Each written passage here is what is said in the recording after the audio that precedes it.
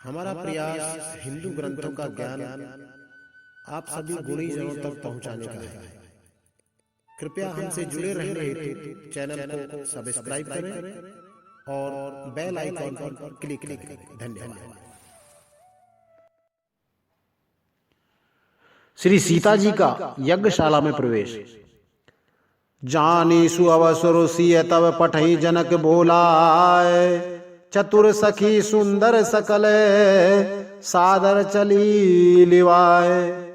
तब सुअवसर जानकर जनक जी ने सीता जी को बुला भेजा। सब चतुर और सुंदर सखियां आदर पूर्वक उन्हें लेवा चली। सिय शोभा नहीं जाए बखानी, जगदम्बिका रूप गुण खानी। उपमा सकल मोहे लघु लागी, प्राकृत नारयंग अनुरागी।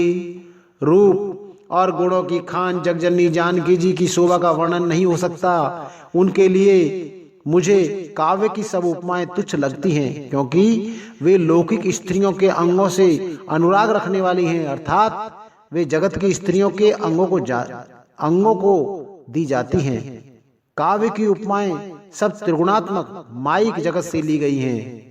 उन्हें भगवान की स्वरूपा शक्ति श्री जानकी जी के अप्राकृत चिन्मय अंगों के लिए प्रयुक्त करना, उनका अपमान करना और अपने को उपहास्यास्पद बनाना है। सिय बर नहीं ते उपमा देही, कुगु कुक भी कहाय अजस कोले ही। जो पट तरिये तिये समसिया, जग असी जुबती कहाँ कमनिया।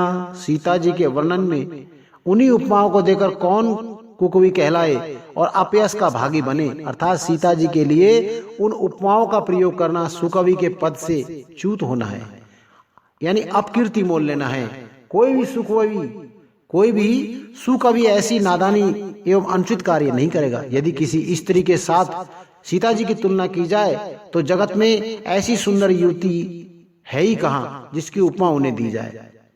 गिरा मुखर तन अर्ध भवानी, रति दुखित यतन पति जानी। विषवारुणी बंधु प्रिय जे, कई रमा सम किमि वैदेही। पृथ्वी की स्त्रियों की तो बात ही क्या, देवताओं की स्त्रियों को भी यदि देख लिया जाए तो हमारी अपेक्षा कहीं अधिक दिव्य और सुंदर है। तो उनमें सरस्वती तो बहुत बोलने वाली हैं, पार्वती अर्धांगिनी है, अर्थात अर्ध नारी नटेश्वर के रूप में उनका आधा ही अंग स्त्री का है, शेष आधा अंग पुरुष शिव जी का है। कामदेव की स्त्री रति पति को बिना शरीर यानी अनंग जानकर बहुत दुखी रहती है, और जिनके विष और मद जैसे समुद्र से उत्पन्न होने के नाते प्रिय भाई हैं, उन लक्ष्मी के समान तो जानकी जी को कहा ही कैसे जाए। जो छवि सुधा पयो निधि होई, परम रूप में कच्छुप सोई। शोभा रजु मंदरु सिंगारू, मथे पान पंकज निज मारू।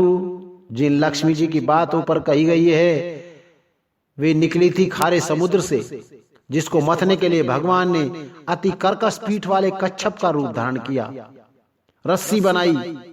रस्सी बनाई गई महान विषधर वासुकी नाग की।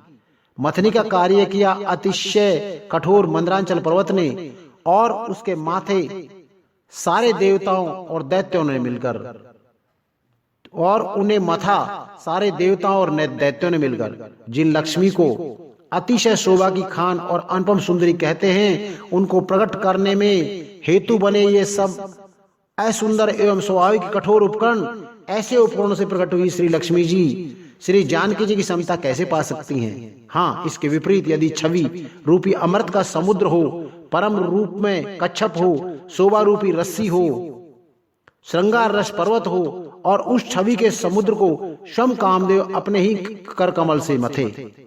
ए विधि उपजे लक्ष्य सब, सुंदरता सुख मूल।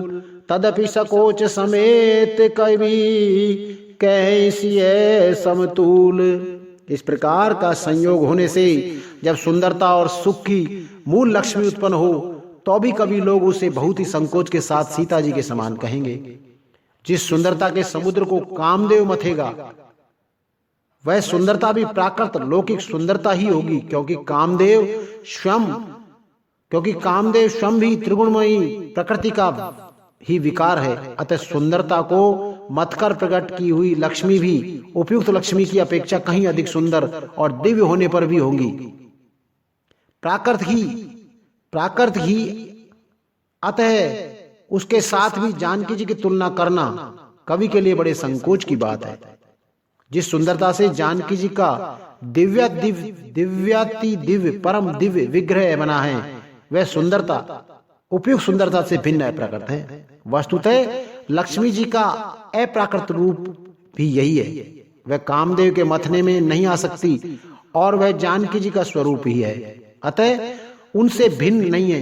उपमा दी जाती है और उपमा दी जाती है भिन्न वस्तु के साथ। इसके अतिरिक्त जानकी जी प्रकट हुई हैं स्वयं अपनी महिमा से। उन्हें प्रकट करने के लिए किसी भिन्न उपकरण की अपेक्षा नहीं है। अर्थात शक्तिमान से अभिन्न अद्वैत तत्व है, अतएव अनुपमेय है। यही गूढ़ दार्शनिक तत्व भक्त शिरोमणि कवि ने इस अभूतोप अलंकार के द्वारा बड़ी सुंदरता से व्यक्त किया है। चली संग ले सखी सयानी, गावत गीत मनोहर बानी, सोहे नवल तन सुंदर सारी, जगत जननी अतुलित छवि भारी। श्यानी सखियां सीता जी को साथ लेकर मनोहर वाणी से गीत गाती हुई चली। सीता जी के नवल शरीर पर सुंदर साड़ी सुशोभित है। जगजननी की महान छवि अतुलनीय है। भूषण सकल सुदेश सुहाए, अंग अंग रचि सखिन बनाए, रंग भूमि जब सिय पगधारी, देखी रूप मनोहा मोह नर नारी। सब आभूषण अपनी अपनी जगह सुशोभित हैं, जिन्हें सखियों ने अंग अंग में भली भांति सजाकर पहनाया है। जब सीता जी ने रंग भूमि में पैर रखा, तब उनका दिव्य रूप देखकर स्त्री पुरुष सभी मोहित हो गए। हरस सुरन दुंदवी बजाई, बरसी प्रसून अप्सरा गाई, पानी सरोज सोह जय माला, अब चट चितई सकल भूआवा। देवताओं ने हर्षित होकर नगाड़े बजाए और पुष्प बरसाकर अप्सराएं गाने लगी। सीता जी के कर कमलों में जयमाला सुशोभित है। सब राजा चकित होकर अचानक उनकी ओर देखने लगे। सिय चकित चित राम ही चाहा, भय मोह बस सब नर नाहा, मुनि समीप देखे दो भाई, लगे ललक लोचन निधि पाई। सीता जी चकित चित्त से श्री रामचंद्र जी को देखने लगी। तब सब राजा लोग मोह के वश हो गए। सीता जी ने मुनि के पास बैठे हुए दोनों भाइयों को देखा तो उनके नेत्र अपना खजाना पाकर ललचाकर वहीं जा लगे और स्थिर हो गए। गुरुजन लाज समाज बड़ देख सिए सकुचान, लागी बिलोकन सखिन तन रघुवीर उरयान। परंतु गुरुजनों की लाज से तथा बहुत बड़े समाज को देखकर सीता जी सकचा गई। वे श्री रामचंद्र जी को हृदय में लाकर सखियों की ओर देखने लगी। राम रूप अरुषिय छवि देखे, नर नारिन परिहरे निमेषे, सोचई सकल कहत सकुचाई, विधि सन विनय करई मन माही। श्री रामचंद्र जी का रूप और सीता जी की छवि देखकर स्त्री पुरुषों ने पलक मारना छोड़ दिया, यानी सब एक टक उन्हीं को देखने लगे। सभी अपने मन में सोचते पर कहते सकचाते हैं। मन ही मन में विधाता से विनय करते हैं। हरु विधि ज्वेग जनक जड़ताई, मति हमार असि दे सुहाई, बिन विचार पन तजी नर नाहु, सिय राम कर करे विबाहु। हे विधाता, जनक जी की मूर्ता को शीघ्र हर लीजिए और हमारी ऐसी सुंदर बुद्धि उन्हें दीजिए कि जिसके बिना ही विचार करके राजा अपना प्रण छोड़कर सीता जी का विवाह श्री रामचंद्र जी से कर दे। जगु भल कहे भाव सब काऊ, हट कीने अंतोर दाहू, ए लाल सा मगन सब लोगू, बरु सावरो जान की जोगू। संसार उन्हें भला कहेगा क्योंकि यह सब बात सब किसी को अच्छी लगती है। हट करने से अंत में हृदय जलेगा। जब लोग इसी लालसा में मग्न हो रहे हैं कि जानकी जी के योग वर तो यह सांवला ही है। बंदीजनों द्वारा जनक प्रतिज्ञा की घोषणा, राजाओं से धनुष न उठना और जनक की निराशाजनक वाणी। तब बंदी जन जनक बुलाए, बिरदावली कहत चली आए। कह नृप जाय कह उपन मोरा, चले भाट ही हर्ष न थोरा। तब राजा जनक ने बंदी जनों यानी भाटों को बुलाया। वे विरुदावली यानी वंश की कीर्ति गाते हुए चले आए। राजा ने कहा, जाकर मेरा प्रण सबसे कहो। भाट चले, उनके हृदय में कम आनंद ने था। बोले बंदी बचन बर सुनऊ सकल महिपाल, पन विधेय कर कहें हम भुजा उठाई विशाल। भाटों ने श्रेष्ठ वचन कहा, हे पृथ्वी की पालना करने वाले सब राजागण सुनिए, हम अपनी भुजा उठाकर जानकी जी का विशाल प्रण कहते हैं। नप भुज बल विदु शिव धन राहु, गरहु कठोर विदित सब काऊ। रावण बाण महाबट भारे, देखी सरासन गवही सिधारे। राजाओं की भुजाओं का बल चंद्रमा है, शिवजी का धनुष राहु है। वह भारी है, कठोर है, यह सबको विदित है। बड़े भारी योद्धा रावण और बाणासुर भी इस धनुष को देखकर गो से यानी चुपके से चलते बने। उसे उठाना तो दूर रहा, छूने तक की हिम्मत नहीं हुई। सोई पुरारी को दंड कठोरा, राज समाज आज जोई तोरा। त्रिभुवन जय समेत बैदेही, बिनई विचार बरई हटते ही। उसी शिव जी के कठोर धनुष को आज इस राज समाज में भी जो भी तोड़ेगा, तीनों लोगों की विजय के साथ ही उसको जानकी जी बिना किसी विचार के हठ पूर्वक वरण करेगी। सुने पन सकल भूप अभिलाषे, बट मानी अतिशय मन माके। परिकर बांध उठे अकुलाई, चले इष्ट देवन सिर नाई। प्रण सुनकर सब राजा ललचा उठे। जो वीरता के अभिमानी थे वे मन में बहुत ही तमतमाए, कमर कसकर अकुला कर उठे और अपने इष्ट देवों को सिर नवाकर चले।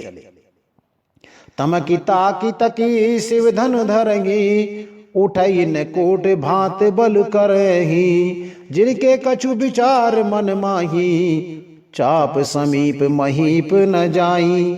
वे तमक कर यानी बड़े ताव से शिवजी के धनुष की ओर देखते हैं और फिर निगाह जमाकर उसे पकड़ते हैं। करोड़ों भांति से जोर लगाते हैं पर वह उठता ही नहीं। जिन राजाओं के मन में कुछ विवेक है वे तो धनुष के पास जाते ही नहीं है।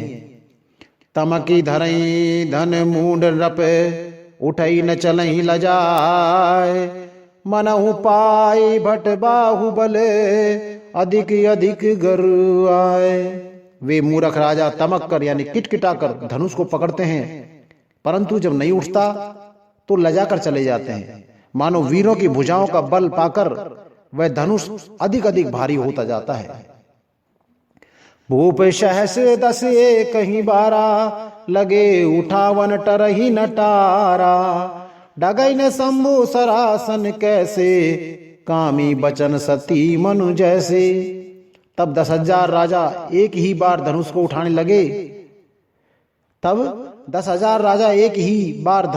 लगे, तो भी वो उनसे टाले नहीं टला। शिवजी का वह धनुष कैसे नहीं दिखता था। जैसे कामी पुरुष के वचनों से सती का मन कभी चलायमान नहीं होता। सब नृप भये जोग उपहासी, जैसे बिन विराग सन्यासी। कीरति विजय वीरता भारी, चले चाप कर बरपस हारी। सब राजा उपहास के योग हो गए, जैसे वैराग्य के बिना सन्यासी उपहास के योग हो जाता है। कीर्ति विजय बड़ी वीरता, इन सबको वे धनुष के हाथों बरबस हार कर चले गए। श्री अति भये हारी राजा, बैठे निज निज जाए समाजा। नपन बिलोक जनक अकुलाने, बोले वचन रोष जन साने। राजा लोग हृदय से हार कर श्रीहीन यानी हतप्रभ हो गए और अपने अपने समाज में जा बैठे। राजाओं को असफल देखकर राजा जनक अकुला उठे और ऐसे वचन बोले जो मानो क्रोध में सने हुए थे।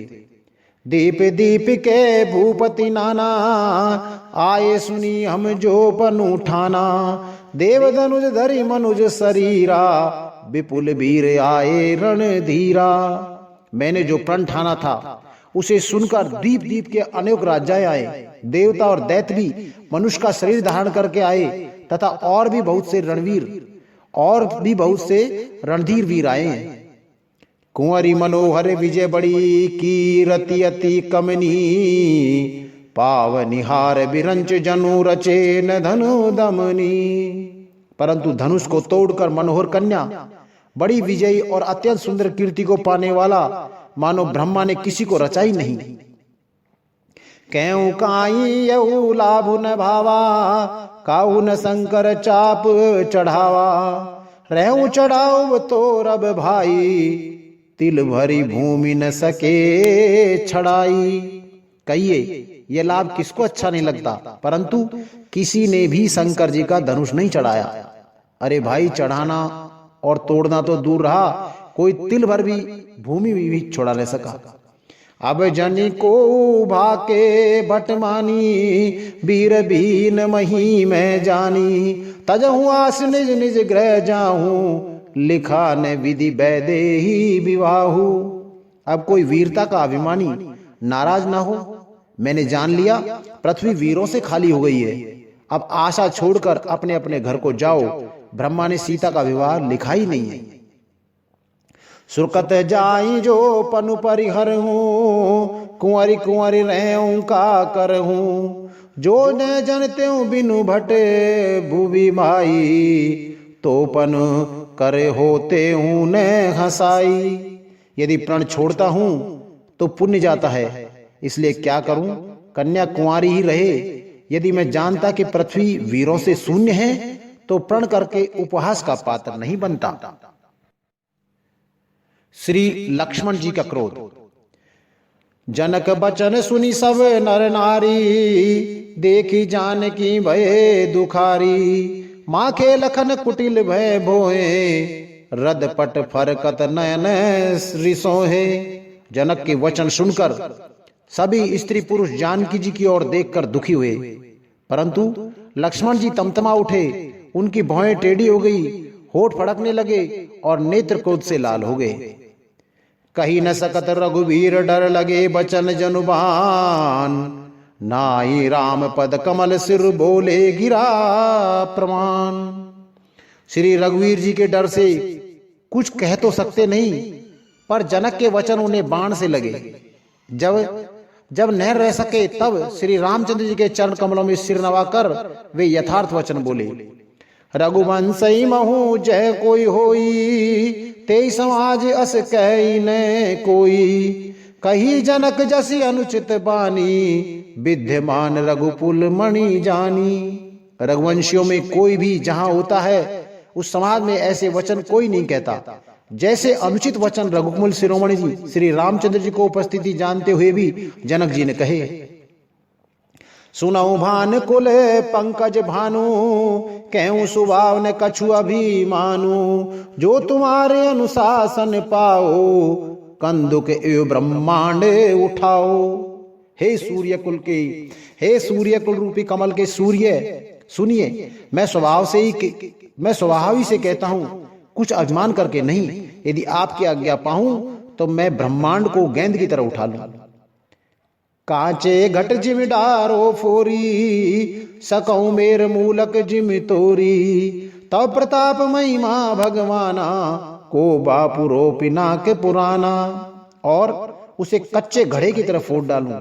मैं सुमेर पर्वत को मूली की तरह तोड़ सकता हूं। हे भगवान, आपके प्रताप की महिमा से यह बेचारा पुराना धनुष तो कौन चीज है। नात जानियस आयसु हो, कौतुक करो बिलो कहीं सो। कमल नाल जिम चाप चढ़ावा, जो जन सत प्रमाण ले धाओ। ऐसा जानकर हे नाथ, आज्ञा हो तो कुछ खेल करूं। उसे भी देखिए, धनुष को कमल की डंडी की तरह चढ़ाकर उसे 100 योजन तक दौड़ा कर लेकर चला जाऊं। तोरो छत्रक दंड जिमि तव प्रताप बलनाथ, जो न करो प्रभु पद शपथ करण धरो धनु भात। हे नाथ, आपके प्रताप के बल से धनुष को कुकुरमुत्ते यानी बरसाती छत्ते की तरह तोड़ दूं।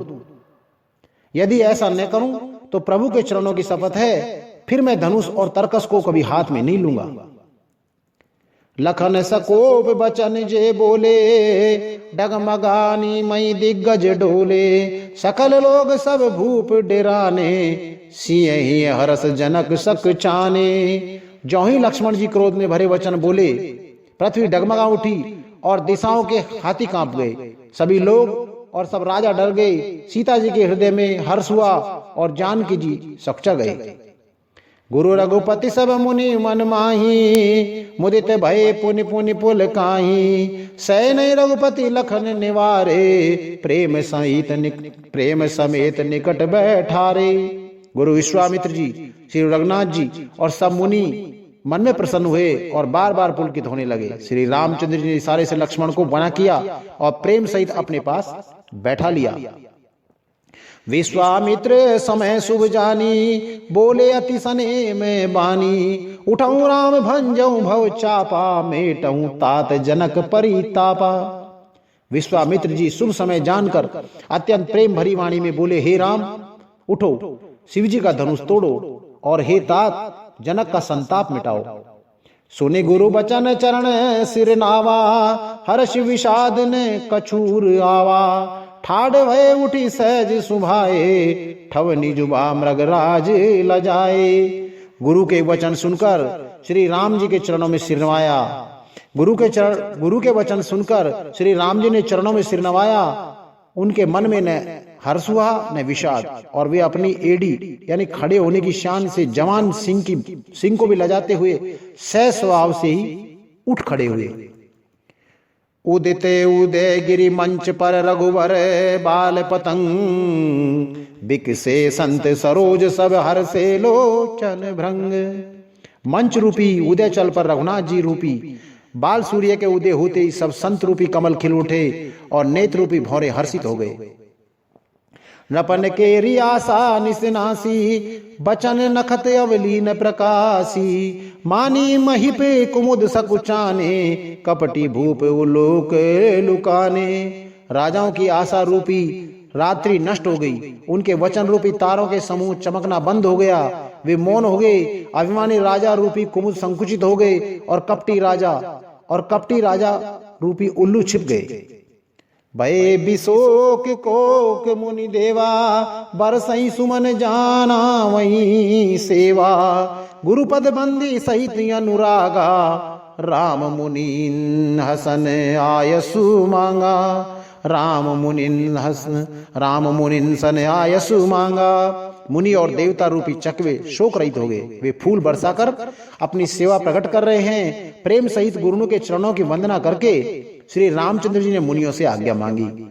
सहजई चले सकल जग स्वामी, मत मंजुबर कुंजर गामी। चलत राम सब पुर नर नारी, पुलक पूरी तन भय सुखारी।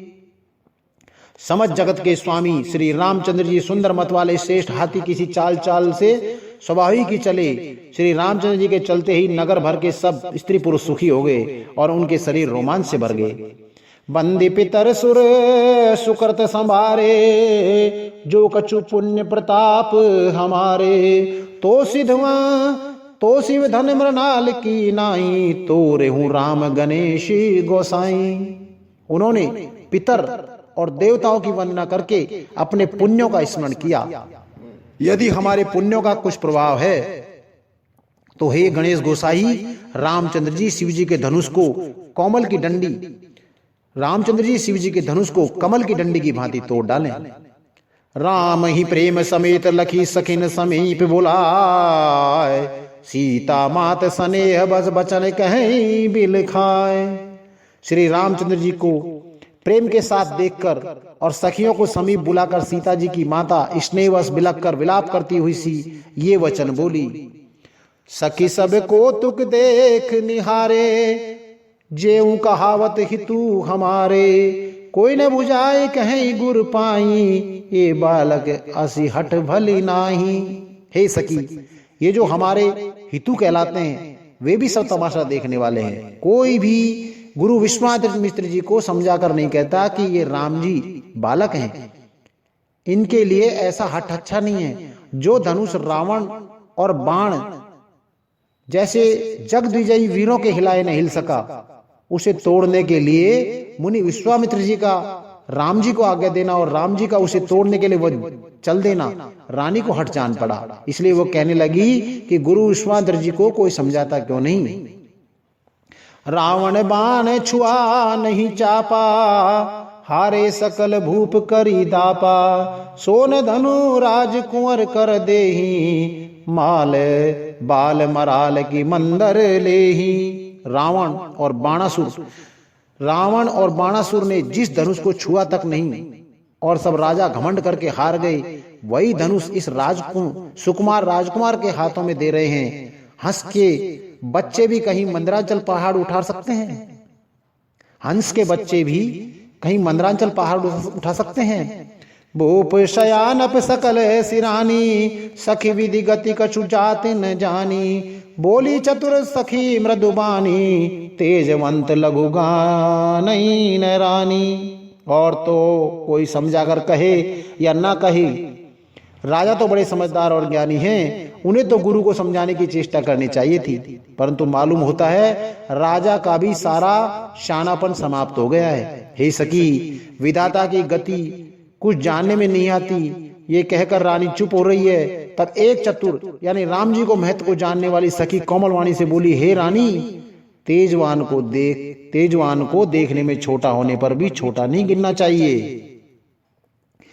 कह कुबंज कह सिंधु अपारा, सो से सुजस सकल संसारा, रवि मंडल देखत लघु लागा, उदय तासु त्रिभुवन तम भागा।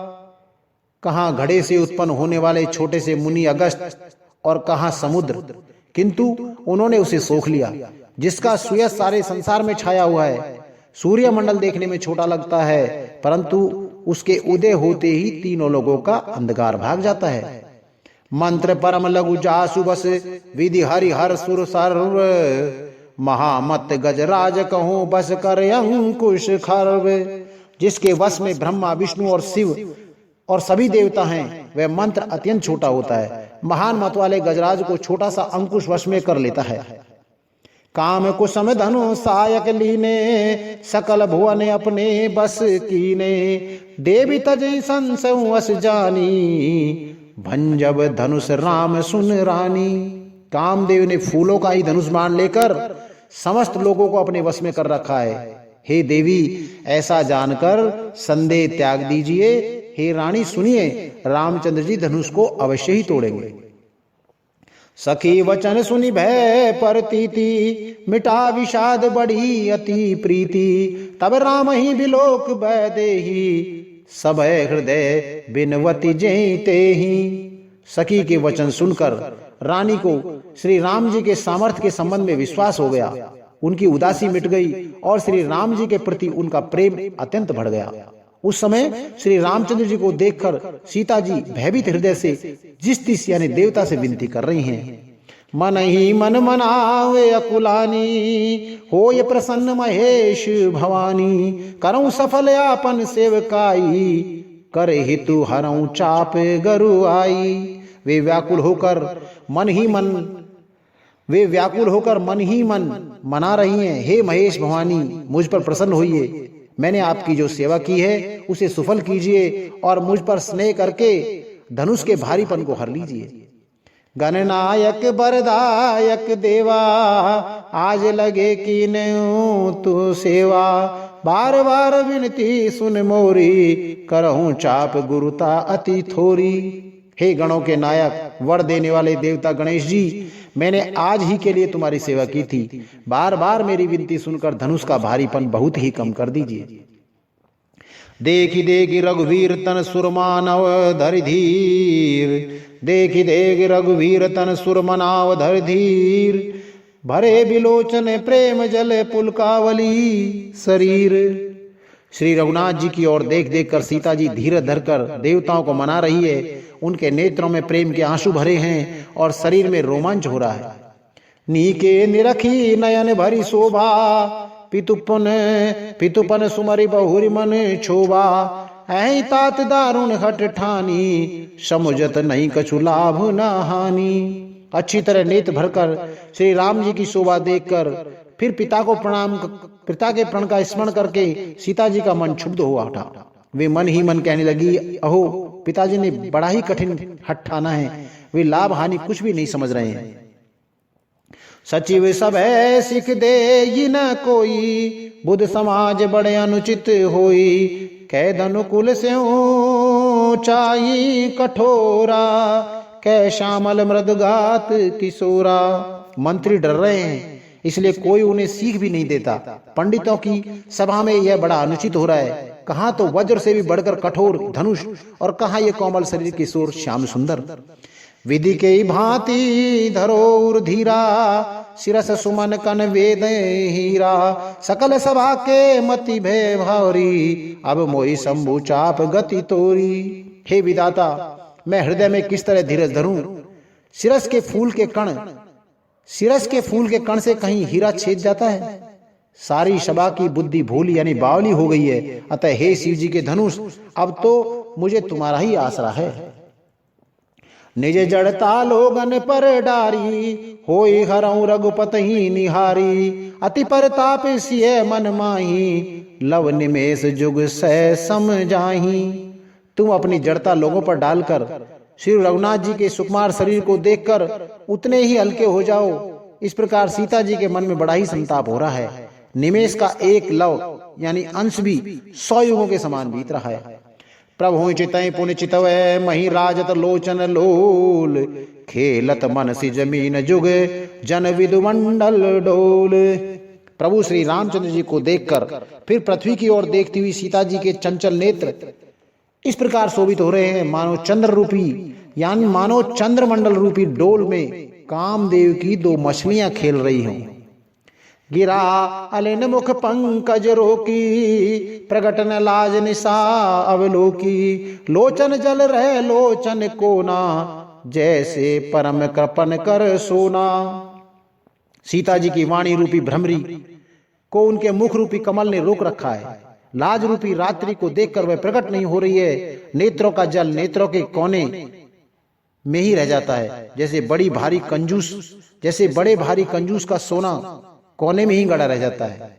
सकुच व्याकुलता बढ़ जानी, धैर्य धीरज प्रतीत उरयानी, तन मन बचन मोर पनु साचा, रघुपति पद सरोच चितुराचा।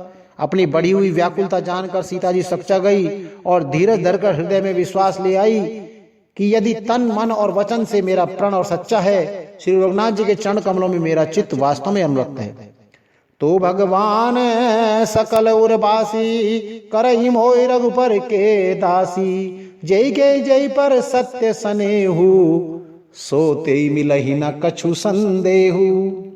तो सबके हृदय में निवास करने वाले भगवान मुझे रघुश्रेष्ठ श्री रामचंद्र जी की दासी अवश्य बनाएं। जिसका जिस पर सच्चा स्नेह होता है वह उसे मिलता ही है, इसमें कुछ संदेह नहीं है। प्रभु तन चितई प्रेम तन ठाना, कृपा निधान राम सब जाना, सिंह बिलोकित केहू धनु कैसे, चितव गरुड़ रघु ब्यालहि जैसे। प्रभु की ओर देखकर सीता जी ने शरीर के द्वारा प्रेम ठान लिया, अर्थात यह निश्चय कर लिया कि यह शरीर इन्हीं का होकर रहेगा या रहेगा ही नहीं। कृपा निधान श्री रामचंद्र जी सब जान गए। उन्होंने सीता जी को देखकर धनुष की ओर कैसे ताका, जैसे गरुड़ जी छोटे से सरप की ओर देखते हैं। लखन लख्यऊ रघुवंश मणि, ताक्यऊ हर को दंड, पुल की गात बोले बचन चरण चापी ब्रह्मंड। इधर जब लक्ष्मण जी ने देखा कि रघुवंशमणि जब लक्ष्मण जी ने देखा कि रघुकुलमणि श्री रामचंद्र जी ने शिव जी के धनुष की ओर ताका है, तो वे शरीर से पुलकित हो ब्रह्मांड को चरणों से दबाकर निम्नलिखित वचन बोले। दिशि कुंजर हूं कमठ आई कोला, धरऊं धरणी धरि धीर न डोला, राम चाहे शंकर धनु तोरा, होई सजग सुनिया यसु मोरा। हे दिग्गजो, हे कच्छप, हे शेष, हे वराह, धीरज धरकर पृथ्वी को थामे रहो जिससे ये हिलने न पावे। श्री रामचंद्र जी शिव जी के धनुष को तोड़ना चाहते हैं, मेरी आज्ञा सुनकर सब सावधान हो जाओ। चाप समीप राम जब आए, नर नारिन सुर सकृत मनाए, सब कर संशय अरु अज्ञानु, मंद महीपन कर अभिमानु। श्री रामचंद्र जी जब धनुष के समीप आए तब सब स्त्री पुरुषों ने देवताओं और पुण्यों को मनाया। सबका संदेह और अज्ञान, नीच राजाओं का अभिमान।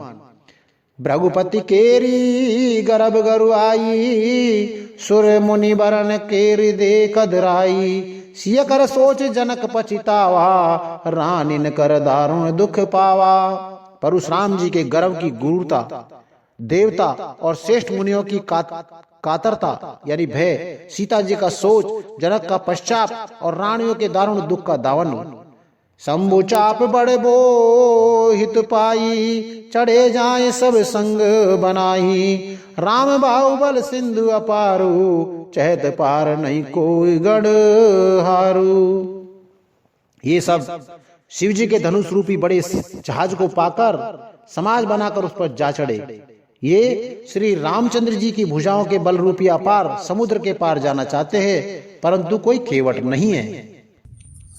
अर्थ सहित संपूर्ण रामचरितमानस सुनने के लिए हमारे अगले अंकों को निरंतर सुनते रहें।